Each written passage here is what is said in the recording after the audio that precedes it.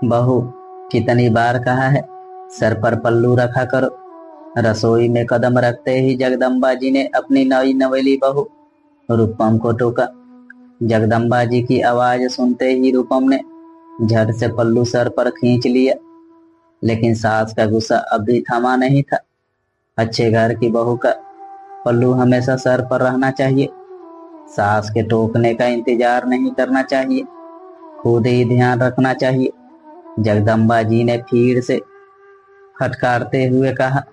इतने में उनके पति ने बेडरूम से आवाज लगाई, अरे सुनती हो, रिमझिम के स्कूल से कॉल आया है। जगदम्बा जी घबरा गई। वह अपनी नातिन रिमझिम से बहुत स्नेह रखती थी और उसके हर काम का ध्यान खुद रखती थी। फोन उठाते ही उन्हें पता चला कि रिमझिम की तबीयत स्कूल में खराब हो गई है। वह पेट दर्द से परेशान थी।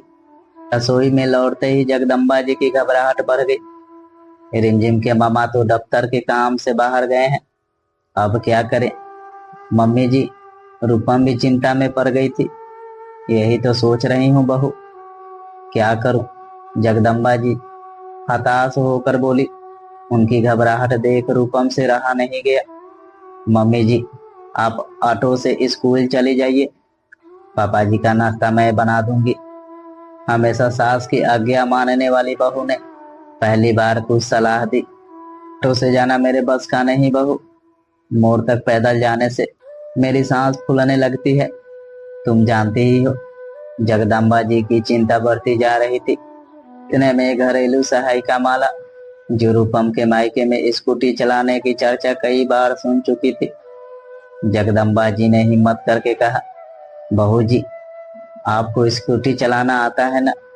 जगदम्बा जी जिन्होंने अपने बहू को सर्वगुण संपन्न मानने का प्रण लिया था, पहली बार उसके किसी गुण की सराहना करती नजर आई।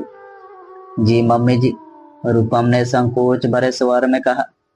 रिमझिम का स्कूल भी तो देखा हुआ है ना, सास ने आगे पूछा। जी मम्मी जी, रूपम ने फिर हामी भरी। तो बहू तुम ही उसे स्कूल से ले आओ। इस बार सास के शब्दों में कठोरता की जगह एक मनुहार सी थी। रूपम को अपनी सास के इस अनपेक्षित आदेश पर आश्चर्य हुआ। उसने हिचकिचाते हुए कहा, लेकिन मम्मी जी। जगदम्बा जी ने उसे बीच में ही टोकते हुए कहा, लेकिन वेकिन कुछ नहीं बहू, जाओ अपनी मम्मी का दिया हुआ सलवार सूट पहन लो। सुनकर रूपम के पांव जड़ हो गए। हमेशा पल्लू की नसीहत देने वाली सास ने आज उसे सलवार सूट पहनने का आदेश दिया था। वहां हॉल में खूंटी पर स्कूटी की चाबी टंगी है। सास ने मुस्कुराते हुए अपनी बात पूरी की। यह कहते हुए जगदम्बा जी ने आगे बढ़कर रूपम के हाथ से आटे की लोई ले ली और खुद बेलन थाम लिया।